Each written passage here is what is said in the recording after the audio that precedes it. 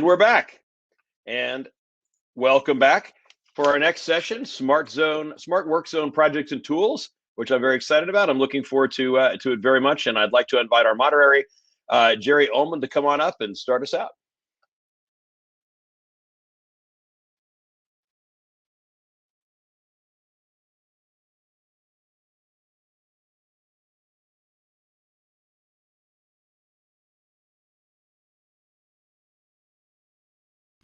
And Jerry, we've got you on mute right now, so why don't you make sure there you go.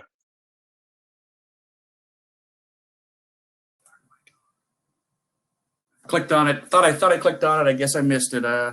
What older eyes do for me. Anyway, welcome back. I think we've got an outstanding session for you this afternoon. We have three speakers that are all going to speak to you about an aspect about smart work zones. We're going to kick things off right away here. Have Neil Boudreau with the Massachusetts Department of Transportation speak to you. Neil serves as the Assistant Administrator of Traffic and Safety for the Massachusetts DOT Highway Division.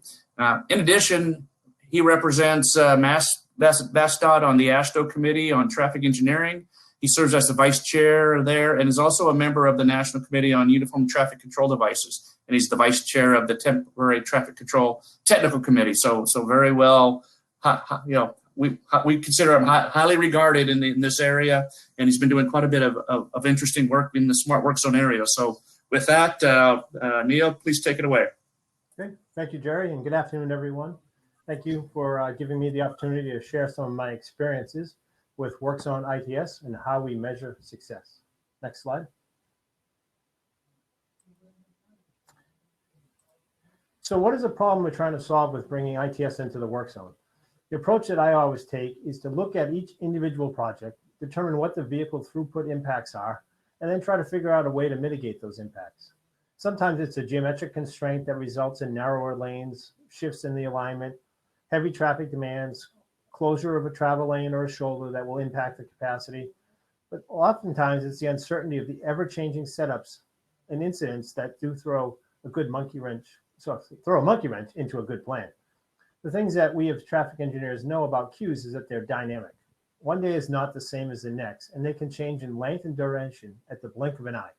Oftentimes, they may exceed beyond your project limits where you have any coverage or the ability to moderate things. And then that ultimately leads to an increased likelihood of a crash. Next slide. So how do we measure success? We start by trying to understand the traffic data along the project site, and we use that to then do a modeling effort to estimate what those impacts of the capacity loss will be. Things such as delay times, queues, etc. If an ITS solution is in the plan for the work zone, then make sure you define your goals up front. The system should give you the ability to do one or more of the following. You want to be able to inform motorists of what's happening and lower their frustration as they're driving through the work zone.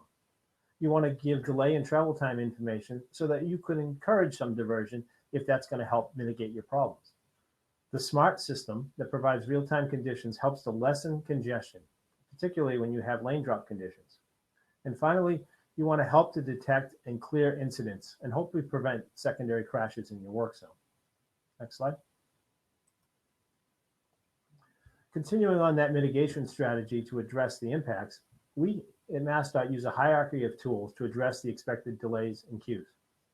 From the low-level recurring impacts that are minor in nature, you can get by with just a travel time or a delay system.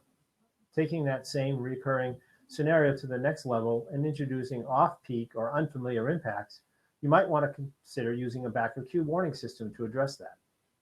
Finally, you take the two situations above with variable impacts due to volume fluctuations, and then we look to add situations such as dynamic merge functionality, whether it's a late merge or early merge, to our operations. All of this is driven by the data that we have for the corridor, so we can use that to show trends and then figure out how to best address the capacity hit. Next slide. As I just mentioned, travel time systems are the foundation of most smart work zones. In applications, that's where we started with in Massachusetts. These systems are focused on providing key travel time segments for the motorists as they're approaching the work area. We find them to be most effective when we target key locations in advance of an exit that leads to an alternate or bypass route and give the driver some options. Click. Tip. Sorry, yeah. An early lesson learned was to include the current time on a message board so that the public knows the information is fresh. The last thing you want is erroneous data out there and the public loses faith in your system. Next slide. Oops, sorry. As I just mentioned, travel time systems are the next level of valuable feedback you can provide the motorists would be a vehicle queue information. Back to queue warning systems come as exactly described. It's an ITS tool to detect the slowdown or stoppage of traffic and then to warn motorists in advance of this and that there is a backup in their pathway and hopefully prevent that rear end crash caused by the inattentive driver. The key here is to use your volume data to try and estimate the queue that might be so that you can determine the quantity and placement of your sensors out in the field. Tip. Next slide.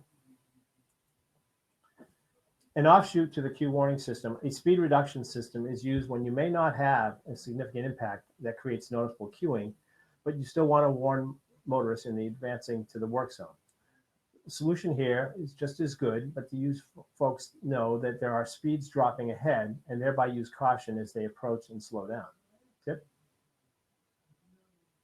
Again, you need to know and understand your corridor impacts.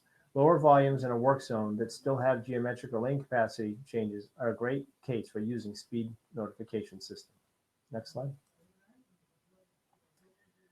As an offshoot to a queue warning system, oops, sorry. The use of dynamic merge system is really based on what's happening in your work zone and if you have that variable demand. Though it can lower volumes, people can get in the correct lanes early and hopefully not have any real slowdowns. On busier conditions, you can use dynamic merge to have people stay in their lane and merge late to retain as much of that lane capacity as possible. In either situation, use the data that you have to determine what treatment is best, or perhaps you use both. We tried that on one project and were very successful with a fluctuating dynamic merge system. Next slide. This slide covers one of the most important things that I want people to take away from my presentation.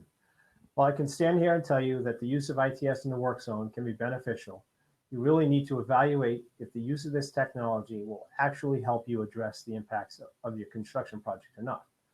In Massachusetts, we do that by using the FreeVal work zone module to run analysis of capacity impacts for freeway projects that we expect to have issues with.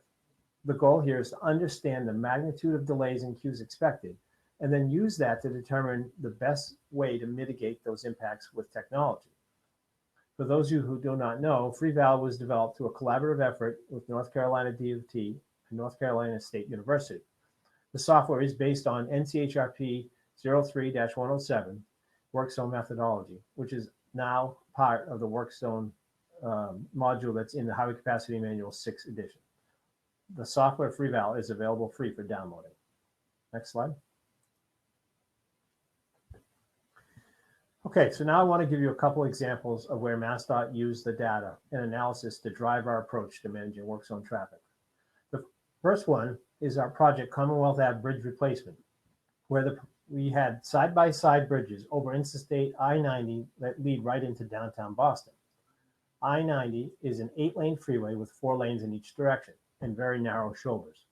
The bridge itself extends over the commuter rail and the Amtrak line serving the city, and also supports one of the primary rapid transit lines that leads into and out of Boston. The plan here was to use accelerated bridge construction methods for the bridge replacement and try to minimize the impacts on as many modes of transportation found along this key route into Boston. Next slide. Oops, sorry, next slide. The construction TMP called for the use of a crossover to take the capacity down to only 2 lanes each direction, so half of what you would normally expect. And then during certain periods of the day, the lanes closest to the center pier would also be closed, which reduced that direction of travel down to only 1 lane. This happens to also be a tolled roadway, So we were fortunate to have really good volume data to run the FreeVal analysis. As you can see from the results, we had quite the negative impact on queues and significant travel time increases, particularly as we moved from the 2-lane each direction, or worse, the 2 and 1 lane configuration. This is all based on the analysis we did to the modeling. The data showed us that we needed to have a significant diversion, and that's how we designed our Smart Work Zone system, so as to get as many of the motorists as possible to avoid the area. Next slide. So how did it work? If you look at the Smart Work Zone equipment map on the right side of the page, you will see that we had a lot of portable message signs out there blanketing the external area, in addition to what we had located along the project corridor. We used that to try to give as much information far out to encourage people to divert, providing travel times. And then as you got closer into the project area, we used the system to provide back of queue warning. The data graphs show it all. The traffic volumes by the time of day and the day of week for the year prior to when we started this project were used as the baseline. And then we had the conditions with the work zone in place, and right after it was removed. You can see how quickly the traffic volumes rebounded once the system was removed. We witnessed a 75% drop in the eastbound traffic in the AM commute. This was our expected worst condition. Plus, we had an overall reduction in daily traffic volumes pushing 65%. The results may not only have been because of the Smart Work Zone system, but it certainly helped to give people travel times far enough away to encourage diversion. Next slide.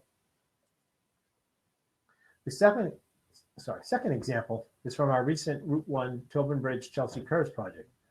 This was actually 2 separate projects that were set to run on different schedules, where we ended up accelerating the design on one of the projects so we could run them both concurrently and then not overburden the public twice in the same area. The Tobin Bridge is one of our major bridge structures that is seemingly always under some sort of construction or maintenance due to its age and size. It is a narrow double-deck bridge, and the project here was to address deck and structural repairs. The Chelsea Curves portion of the job involved complete replacement of the deck along the viaduct section that leads up to the bridge.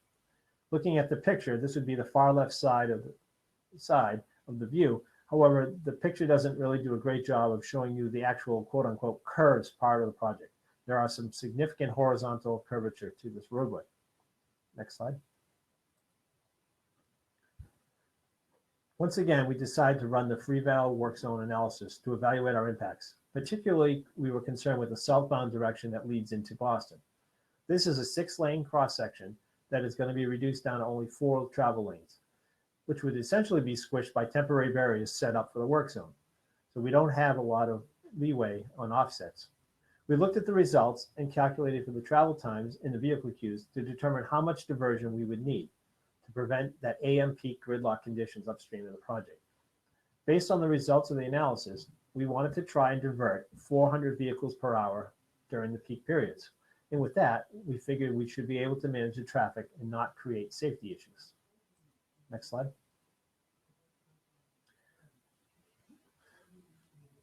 Sorry. Messed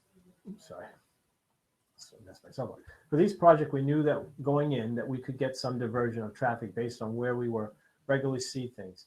Especially when we have an incident in that system, we know that traffic automatically diverts to some of the secondary routes to get into the city. So we wanted to try to avoid overburdening those other cities and town routes and try to keep people on the freeway, but yet we also wanted to get some sort of diversion. We were unsure how things would work with the lane shifts and the lane drops, and thus we wanted to have a Smart Work Zone system that not only provided travel times far away from the project, but also supported the back of queue and dynamic merge warning systems on the approaches. What transpired was an average AM travel time increase of 6 minutes for the length of the work zone and a measured diversion of 10%. This was certainly considered to be a success, but particularly received well by elected officials. They were very nervous about our ability to deliver on this project. Next slide. So what can I tell you at this point to help you and your agency witness the same levels of success? You need to make use of the work zone, Smart Work Zone tool. It's a tool in your toolbox for mitigating your impacts. Start planning the ConOps for your system early in the project development process, not as an afterthought or an add-on. Work with the stakeholders for your project and make them part of your project team to encourage them to be engaged in this effort. Do not expect the moon. The system will not make traffic go away, but just be realistic. And be flexible, as things on paper or via Google Earth are not always the same as when you get out into the field. Always, always, always calibrate your system and validate the data to ensure accuracy and credibility. And then when all said and done, go back and evaluate the data that you've captured to see how well it met your expectations and document those things for future use. Next slide. Next slide. In summary, through experience with several projects where we were expected to create significant work zone traffic impacts, we've introduced the Smart Work Zone technology to deliver real-time information to the public. We've been able to mitigate those impacts, and that's lessen the burden that motorists are feeling. This has developed a level of credibility with the public that now allows us to continue to do this and get aggressive. They are accepting of this story that when we describe about what the potential impacts are and how we're going to mitigate those impacts. Again, as I mentioned, because this has allowed us to continue to be aggressive, we're continuing to use more and more ITS work zone technology to disseminate information to the public, and it's been a key to our success in Massachusetts. Next slide.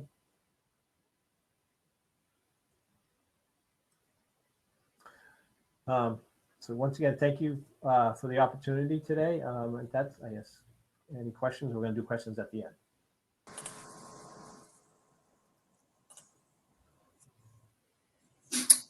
Thanks, Neil. Outstanding presentation. If there are any questions that we've got a minute or two, we can entertain those. I have one right off the top. Okay. I'll ask is if whether you could comment on what you're seeing cost-wise, either as a percent of your MOT budget or absolute numbers, anything that you're seeing now with these types of systems. You know, it's funny. I did an interview recently asking about the cost, and I don't have a good feel for that. I know there is definitely a cost to this, whether it's 10%. We do things on a kind of a lump sum basis, but to me, because of the success and the credibility we've got with the public, the fact that we are not getting the negative feedback and the emails and the phone calls and stuff like that is paying for itself. And the other part of it, which I think I probably should mention more often, is the construction personnel, the REs and the inspectors out on the job, who used to have to worry about traffic and making sure there was no backups and no delays, now have a tool that can automatically text them or give them an email or something to give them information of when things are starting to back up, rather than them having to worry about it. So it takes some of that responsibility off their shoulders, and they've embraced it. In fact, they like to use the data because now it helps them know when they can extend, maybe we can keep this work going for another hour because we're not backing things up. So by giving the contractor more access, you're getting the job done faster. Very good point. Very good point. So, well, thanks, Neil. That was a really good presentation. All right, thank you. Yeah, I'll move on to our next speaker, Bastian Schroeder. He's a principal engineer in Kilson's Wilmington office. He's a recognized leader in the transportation industry, helping guiding transportation emerging trends and technologies. His area of expertise in broad multidisciplinary interests include traffic operations, simulation analysis, FreeVal. You heard Neil talk very highly of it. Bastian was the FreeVal guy. The forecasting and pedestrian accessibility and other things. He's led or co-led over 75 state federal projects. Got over 100 journal papers and conference proceedings. He's active in the ITE and TRB as member of the TRB Committee on Highway Capacity and Quality of Service, as well as the TRB Simulation Committee. So I'm going to ask Bastian to come up and give us his presentation. Bastian? Great. Thank you so much for the introduction, Jerry. And it's nice to kind of follow up on Neil's presentation, because I think, Massachusetts is a really great example of kind of what maybe the end goal of this is. What I'll talk about today is a much earlier kind of screening process for smarter work zone technology. And actually, this is the second slide. On the previous slide, so the topic of my presentation today is a Federal Highway Administration tool called the Work Zone ITS tool, that is really intended to provide planning and decision support for smarter work zones, especially for agencies first starting to explore this technology. So I'll start, next slide, with a little bit of an introduction just on what we mean by smarter work zones. And it's really policies and practices looking to optimize work zone safety, mobility, or a combination of the two. So different objectives for these technologies. And certainly Neil provided some really great case studies and applications. But there's also tools to help reduce those crashes and delay, and also tools to help with general management strategies. And on the next slide, and you're likely familiar with that, also on the Smarter Work Zone website, really Federal Highway talks about these technologies when it comes to ITS, or Intelligent Transportation Systems, specific in work zones. So real-time travel information, queue warning, dynamic lane merge, incident management, variable speed limit, automated enforcement, automated notification if construction vehicles enter or exit the right-of-way, and then general performance assessment of the work zone. You may be familiar with this document. This is actually a document that Jerry took the lead on. It was published in 2014, and it's really intended to be a resource and a methodology for evaluating smarter work zone technology. So it's called the Work Zone ITS Implementation Guide, and you can still access it on the URL that is shown at the bottom here. And it's still very much a relevant and current resource. So it provides a 6-step systems engineering approach for smarter work zone applications, provides a lot of details and case studies for these different technologies, and it's really a pretty tremendous resource and still very much relevant. What happens a few years after that is that Federal Highway sponsored a project to automate some of the processes that were in the guide in what's called the Work Zone ITS tool. And it's really intended as a companion tool to help bridge the gap between the principles that are in the guide and what the ultimate practice is. It was intended to really walk through some of the deployment steps and provide some decision support, so analytical decision support. And so this tool has been around for some time. The reason I'm talking to you today is that Federal Highway just released version 2 of it, and some of you may have participated in the webinar that we hosted just a few weeks ago, and so some of this might be duplication. But if you haven't attended the webinar, that recording will be available on the Smarter Work Zone website, to where you can also get a little bit more detail on this particular tool. So comparing the guide and the tool, really they work together. So the guide provides the background, the documentation for the steps, and really the two are very much consistent. So they use the same terminology, the same steps and sub-steps. We went through a little bit of reorganization in the tool to help with the workflow, and we also took some of the tables and kind of lookup features that were in the guide and automated them in what we called wizards, decision support wizards. Similar to some agencies have implemented spreadsheets. MassDOT, since we just heard from Neil, for example, has a spreadsheet to look at the feasibility for a Work Zone ITS technology. So some of that is also documented and automated in this tool. So why the tool? There's really 3 primary functions that the tool is intended to solve. One is the specific technical recommendations. So if you are given a set of inputs, ADTs, number of lanes, facility types, and other goals for the work zones and local context, it will give some specific recommendations on whether or not a technology may be applicable, what maybe some of the goals of that technology could be. And so that can be very helpful for decision support and justification if needed, especially if it's a new program or a young program. The second important piece is project management. So really guiding the user at the agency level or a consultant through the various steps and sub-steps that are organized to really get kind of through the sequence and kind of keeping track of everything. And so the third feature then is content management. So having a record of decision making, so you can print PDF reports that you can save and store with your project information. And it's also a way to go back to an analysis sometime later. For example, you might, through the winter months, you might go and evaluate the feasibility of a certain work zone ITS technology. And then as you get into the construction season, you want to pull that documentation back up and remember what you did or what another user analyst did, so you can access that from a file that was stored with the tool. Probably the most exciting part of the tool to me are these decision support wizards. And so if you have used version 1 of the tool, kind of the bottom 4 were there previously. And with version 2, one of the things we added is this new one, this volume to capacity wizards.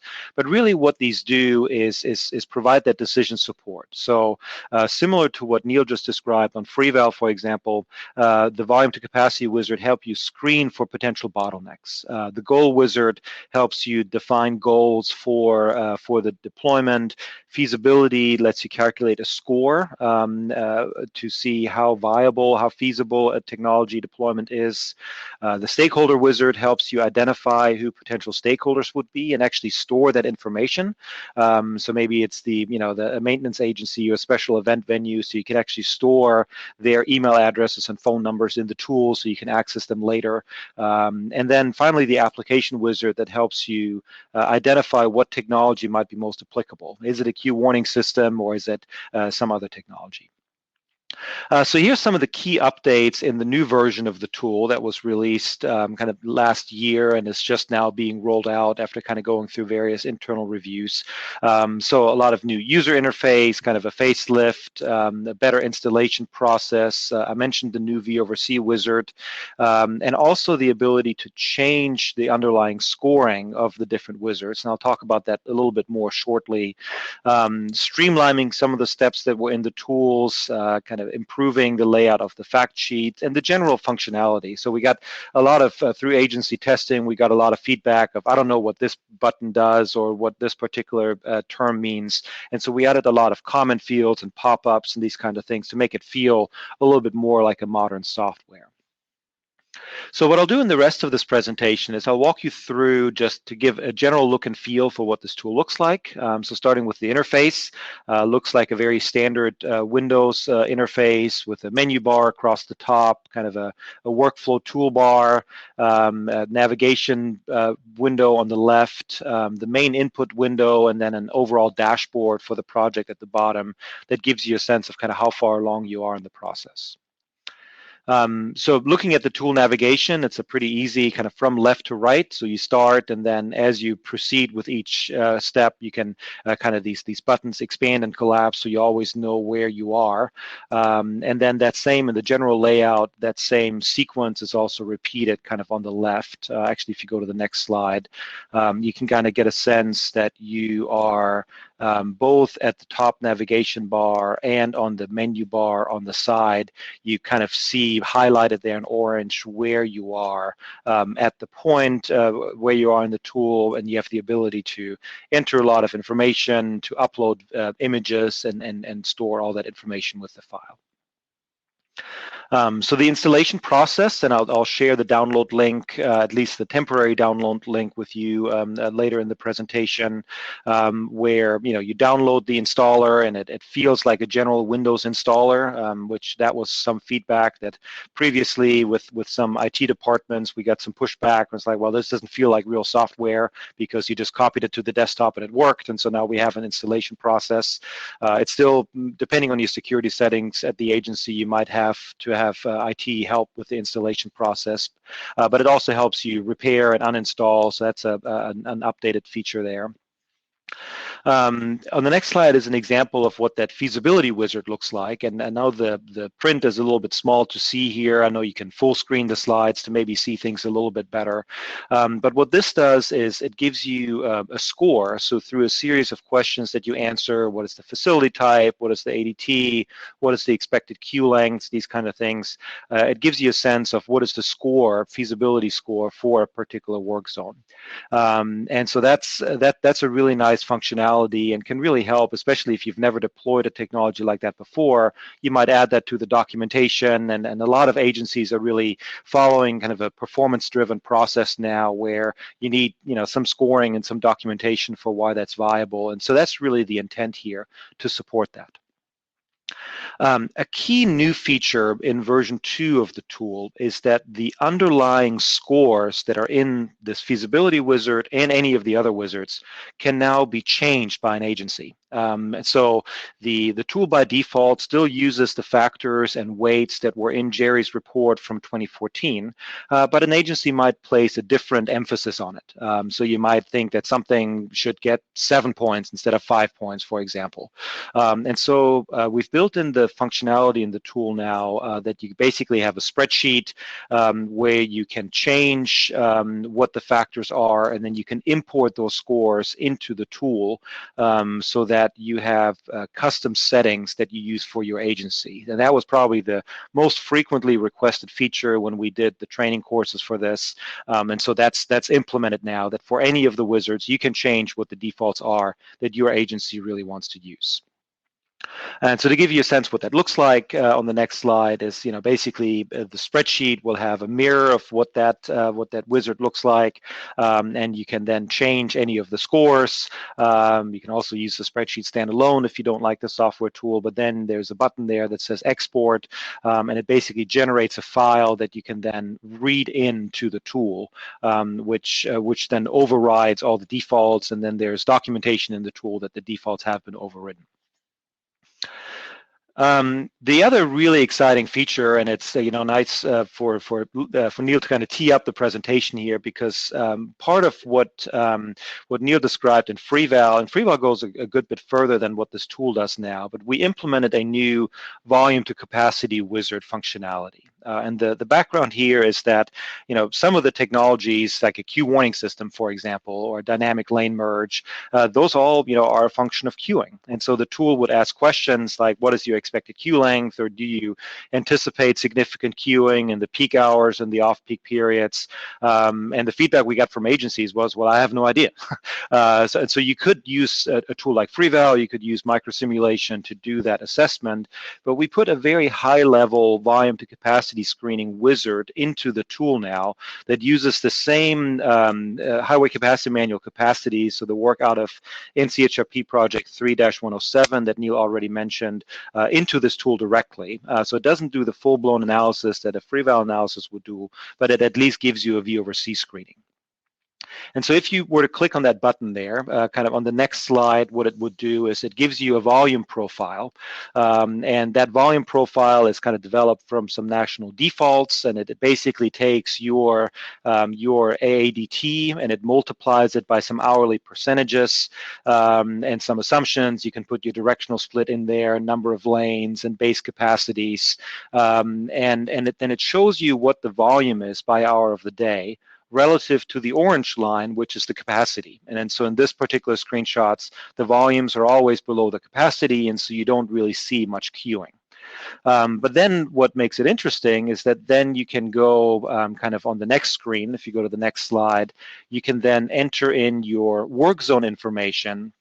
And in the work zone information, you can then specify, is it a lane closure? Is it a shoulder closure? Is it a crossover? How many lanes are closed? What is the barrier type? And then it would calculate the HCM capacity. And it would also then give you a sense of what that capacity is relative to your volume. And so on the next slide, it then shows you a second line, which is the work zone capacity. And so, in this particular case, you then have output that says the volume exceeds the capacity or the demand exceeds the available capacity. And the tool will then actually go as far as estimating for how long that is. I don't have a slide on it, but some of those same pie charts that Neil had in one of his slides, kind of those hourly congestion charts that are in FreeVal, those are integrated into the tool now. And it even does a high-level estimate of queuing potential on the facility. And so it does all that instantaneously with just a few minutes of analysis. And it does it, one thing that it does that goes beyond what FreeVal does, it does it not only for the freeways, but it also does it for arterials. So we had to make some assumptions on the HCM models for work zones, for arterials, for roundabouts. We put in a plug there for alternative intersections, right? So if you have an R-cut or median U-turn corridor, the capacities are different. So it is a quite powerful V over C screening tool that is now part of this tool. And as somebody with a background in highway capacity, this is definitely a really exciting feature that to me that we were able to get this added to the tool. So I'm not going through all of the analysis, but a key feature of the tool is that you can then export what we call fact sheets. And so there's a series of 8 of these covering different aspects so that you basically have full documentation. You can upload different images and logos and construction diagrams, whatever it might end up being, MOT strategies. So you can upload all that to the tool and then hit save or print to PDF. And then you have this documentation that you can then either document, send to somebody or put in the project folder, those kind of things. So obtaining the tool, it is currently hosted on a GitHub site that it's still within Kittleson and Associates. We are actively working to transfer that over to a Federal Highway Administration GitHub site, but for now this link still works. If you've never accessed a GitHub site, it looks a little bit different. You basically have to go and find the file that's called this .msi file. So that's the one you download and then double click and run, and that will proceed through the installation. There's also a user guide that's posted there, and that user guide provides kind of that same information and documentation to where, if you're unsure about the installation process, that's all documented there. So last thing I want to cover today is training workshops. So Federal Highway is still offering training workshops on this tool. They can be agency specific, they can be multi-agencies, and so those are available for free to state or local agencies upon request.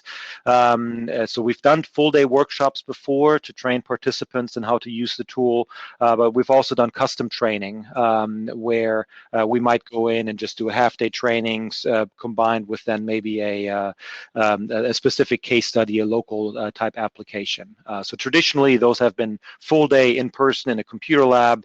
We're currently working with Virginia DOT to actually do a virtual version of this, and so that'll be a really exciting, as exciting as things get within a pandemic and COVID, but we'll be able to, I think, reach a broader audience and do a virtual version of this workshop that will launch next month, and so that is available. If you do have further questions and contact information, I don't have on the next slide, I don't have my email address on here. Todd Peterson is really the project manager for this project from the Federal Highway side. So if you have any recommendations for updates, improvements, enhancements to the tool, or if you're interested in the training, if you reach out directly to Todd or really another member of the Federal Highway Work Zone team, I'll also make sure that my information is available directly for any further questions and follow-up. So with that puts me at the end, and yeah, Jerry, I'll hand it back to you to see if there's time for questions. Thanks, Nate. Bastian. I just have one quick question that I think we can get to, and then we'll move on. It dealt with basically, whether this is. Are there thoughts about updating the original guide to capture what you've done here, or any discussion of that, or is the tool itself, the update and documentation of internally is what the update is? Yeah, great question, and it really is a good reminder for a plug I was supposed to make. So I'll do that now. So the guide right now, there's no plan that I'm aware of to update the guide. What Federal Highway is about to publish is, or at least is working on finalizing, is what's called a WorkZone ITS technology supplement. And so what that document will do, it takes those 9 technologies that were on one of the slides. So the queue warning, the dynamic lane merge, the travel information systems. And for each of those 9 technologies, it will provide 2 things. One is a fact sheet, so a 2-3 pager that talks about what is the technology, what is the diagram, the pros and cons, who has used it, and what are some of the items and the cost elements of that. So it actually has some high-level cost estimates. The other piece that the document will have are standard specifications. And so that is a plain formatted Word document that is really intended for an agency to use as a starting point to put their bid package together. So that if you're interested in doing a key warning system, there's already a lot of great examples on the Smarter Work Zone website, of information that maybe an agency has done before, but these are intended to be generic bids, sample bids or specifications that then an agency can manipulate. So that document is essentially finalized. The team is currently addressing the final comments from Federal Highway. It'll have to go through public affairs, but we're hoping that within the next few months that document will to provide additional detail. Outstanding. Thanks, Bastian. If there are questions about that, again, Todd Peterson would be the person to reach out for more info on it. So, all righty, great. Let's move on to our third and final presentation. Bring up Nagar Karimi with Colorado DOT. Nagar is a transportation ITS engineer. She's at CDOT's Region 1 Traffic and Safety Office. Her notable work within CDOT includes the Snowpile Signal Priority Pilot Project and the I-25 South Gap Work Zone Performance Measures Report. She earned her bachelor's in civil engineering at Isfahan University of Technology and her master's in engineering at the University of Colorado, Denver. So with that, Nagar, the floor is yours. Hi, thank you so much. I just want to make sure that you guys can see my screen and I can go through that before. Been good? Yes. So thank you, everyone. I'm going to talk about the Colorado Department of Project that we have. It's has a lot of elements that is similar to the Massachusetts project, but with one factor that our project goes through mountains, no shoulder, and very tough situations that has actually made us think about smart work zones on this project. So why did we decide to do a smart work zone? It's because we wanted to do enhanced safety on a very tough corridor for both our motorists and for our workers as well. The other effort that we did in the beginning, when you, as a DOT, you want to start doing smart work zone, you look at all the existing guidelines from FHWA, and then there were some older ones, some newer ones, and we decided to do our own, using those references as well to help our project engineers decide if a smart work zone is something that can help their project or not. So basically, we created a guideline in 2019, and we outlined the techniques that can be used, developed a continuing process that can be the same through our region, and then we provided framework for them, like how to choose between all these available technologies.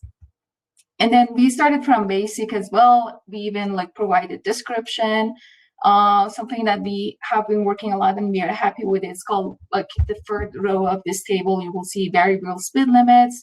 It provides a speed harmonization through work zone and potentially calm traffic approaching slower stop traffic conditions downstream. But unlike a queue warning system, it does it in larger scale through the whole corridor. And due to bad weather situations, it helps us drop the speed limit. So every technology is explained in that guideline, and that helps the project engineer and project manager to decide if these technologies is something that is relevant to their project. because we have had this talk that do we need these technologies on every project or not? And we usually try to encourage the project engineer who knows the corridor very well to make that decision with the references that we provide to them. So, and then when you decide that you need this technologies, then it comes to like how to implement it. And for biggest projects that we have done, we decided to use off-the-shelf softwares and off-the-shelf contractors to help us implement it and bid it out. And for some projects, we are considering doing it internally because as of now, Colorado Department of Transportation is going through an ATMS change, and our new ATMS has the capability to use all these technologies like queue warning system that we do on some of our highways in a constant base, now deploy it on a construction corridor and in a temporary capacity. So that's another way that can be done, but so far we have mostly been going with the off-the-shelf softwares, and one good reason for that is as an agency, maintenance is always a challenge for us, and with this format, maintenance can be, we will get some help on the maintenance side. So as Massachusetts project mentioned too, like you have to plan for it. So we outlined this plan for our engineers to show them if you want to identify SmartWorks on budget needs and what part of your project you have to do it. If you have to identify your traffic impacts, on what stage you have to do it. And the blue graph shows the SmartWorks zone development, and the green graph shows like how your regular project system engineering happens and how these two can be related to each other. So here comes like, you know, how then at the end we approach it. It's from the guidelines we developed. Look, so identification of critical project work zone characteristics and duration of the work zone and allowable working hours. So our project is an 18-mile project long. So it just takes you 2 hours to drive it. And that was like very important to us, that to save that time and using cameras and smarter systems. And then this differential, sometimes within one project, they have different speed limits because we are going through different counties and different situation. That was another item that we decided to pay attention to. And another thing that has been mentioned twice by now as per time, just establish goals for your work zone and specific concept of operation that we did for this project. And this is a new factor that we added because this project was 18 miles long with not much shoulders and a lot of trains and bad weather through the mountains. We decided to specify a specific project operation center for this. So basically, we hired operators who would use these SmartWorks on technology, even manually when it's needed to make changes to it, and use these platforms that we have in the field to communicate with our travelers in emergency cases, and not just automate it, but like manually having specific people managing it and respond to those calls, which has been a very successful example. Here's another table from our guidelines that again helps us, like if you have this kind of situation, what technologies to consider. And that's how we came up with actually considering a project operation center for this project that I will get into. So our specific project, they would say, like, if you want to launch a new project, maybe start with a simple one. We did not do that. We started with the most complicated project we had going on, I think, in Colorado, because we felt the need. We felt like it's a tough corridor and we can use all the help we can get. And that one is called I-25 South Cap Project from Monument to Castle Rock. And I hope you guys do not have to travel through that corridor, at least for another year. So the project is right now a 2-lane general lane travels, and with like very limited shoulders, 4 to 8 lanes, 4 to 8 feet. And then we are expanding that. We're adding the shoulder length, and we are creating HOV lanes in the middle. The length of the project is kind of getting close to 3.5 years. And since it is a very huge and complicated project, it was bidded in 4 different packages. and you will see the 18-mile project now that it goes from Castle Rock to Monument on this map. So how we did it and how we incorporated that, here's some pictures that I started that. We came up with a few technologies like truck entering systems, VSLs, and POC operation centers. And here you see how much our staff are excited about it. And I think it was a new motivation for people to use actually these technologies. And I think I already mentioned these, like how we decided to do that. But another item that I wanted to mention here is we were so unfamiliar with these technologies and how they work that we took all the cautious, and even for the payments, we used the force account. So that will give us enforcement for quality. So if these devices are not functioning on the level they should, we could like enforce pay reductions, or we could check the quality every day, and force account created that capability for us, which so far we have been very happy with this approach.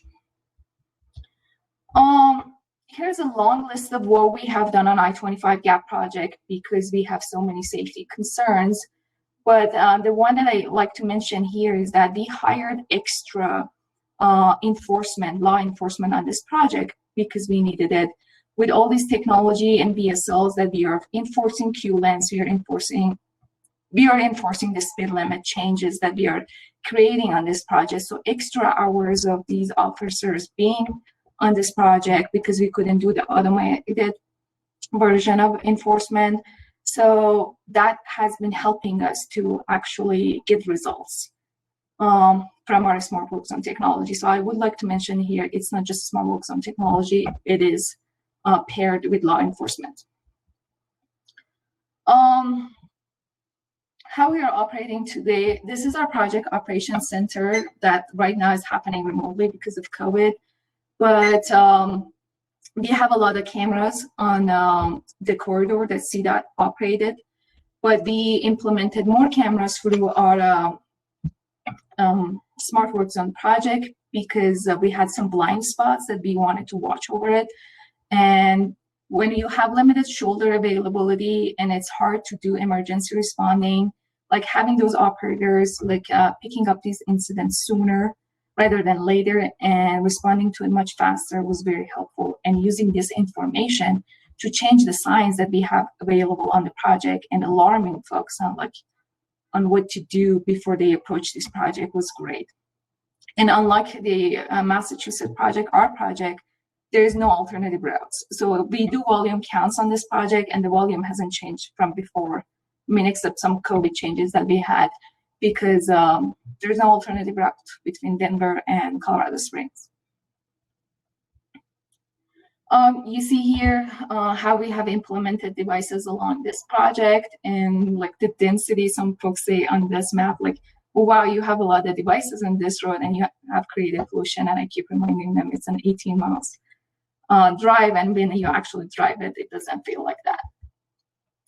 So I won't go to a lot of details, especially for travel time, because I think the first presentation explained it very well.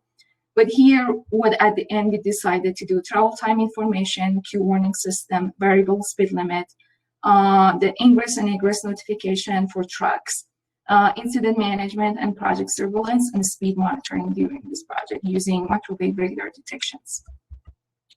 So here's the off-the-shelf software that we use, and it shows all the devices and our operators, which they cover the operations center from 5 a.m. to 8 p.m. use these devices on a daily basis. And even on weekends, we have coverage because it's a recreational corridor. Here you see our I-25 project uses Bluetooth technology for these travel times. And so far we have done a few study evaluation and it has a great accuracy. And even the public through social media have let us know that they are very happy with this technology. And some of the graphs I use for my projects, and our upper management have been very happy too. Another benefit that we got from this with the information we provided to them. Sometimes as a project engineer, you feel this traffic is flowing through your project and that things are going well, but being able to prove it is it's a blessing. The second one, we use queue warning system. Again, I won't get to details of that because of the first project explained it, which we have implemented in both northbound and southbound directions. But since the project is very long and because of project phasing, we have been moving that system around a few times, I want to say during each quarter. And that's another thing that if you are planning for these big projects, you have to plan ahead, is like having the man force to do that, because your conditions are going to change and your needs are going to change, and you have to identify those and be mobile. And ForceAccount gives you that chance to like eliminate your systems in the middle, move them around, and change them. The other one that we have done is portable variable speed limit signs, that during weather conditions, it has been very helpful. We dropped the speed limit from 60 miles per hour to 45 miles per hour, and our law enforcement is very happy with that as well. On the truck warning system, it's one of the good systems we use, and it alarms the traffic that the truck is entering, so please stay on the right or be careful. But it's another item that we've noticed it needs a lot of maintenance because the workers tend to move them around. So it was a challenging one. Here is a site of like, another cameras and speed radars that we added to the corridor to have more information. And on the few last slide, I'll show you just how much data we are getting from this project to check the quality, and how we are, in another item we did, we are using our ITS infrastructures to process this data. Like your agency might use Power BI, Tableau, or we use Cognos, and those are the technologies we are using to post-process this data and show how good our system is operating. So, and then I've listed a bunch of lesson learned, but it was covered on the first project as well, so I don't get to that. But with that said, I'm done. Questions?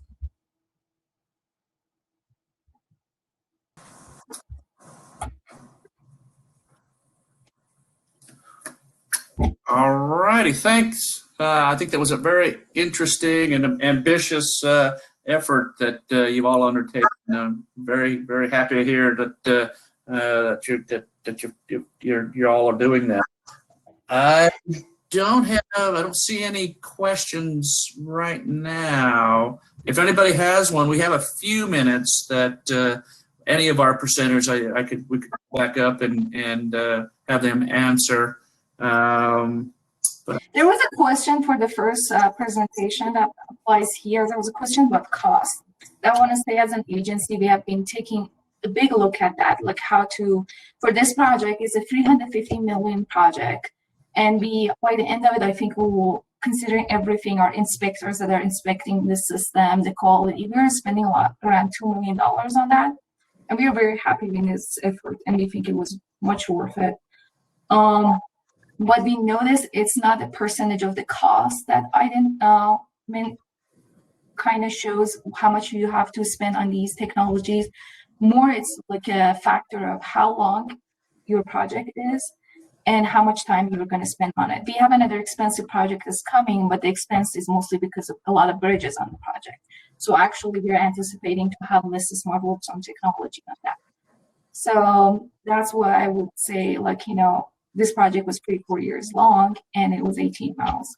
So those kind of projects, it's anticipated to have more money spent on. Sure, exactly. Well, and it makes sense because there are a lot of these systems. It's the communications, the wireless communications through a lot of times cellular data that's your ongoing expense, as well as the software operation and that kind of thing. So that makes a whole lot of sense. So yeah, very, very good. I'm glad you went back and commented on that. With that, we are basically to the end of our hour. I wanted to offer or thank all three of our presenters today. I think it was great information. It's going to be available. Their presentations after the conference will be made available on the Clearinghouse. And I'm going to turn it back over to Matt. Okay. All right. Thank you, Jerry. So if our presenters can turn off the cameras and mics, that'd be great. And we're going to go for another quick break here. Buckle your seatbelts because we're starting on another really exciting topic. In this case, it's about NCHRP 20-102 sub 28, preparing transportation agencies for connected and automated vehicles in work zones. Pretty hot topic, so excited to see it. We'll see you all in just a few minutes.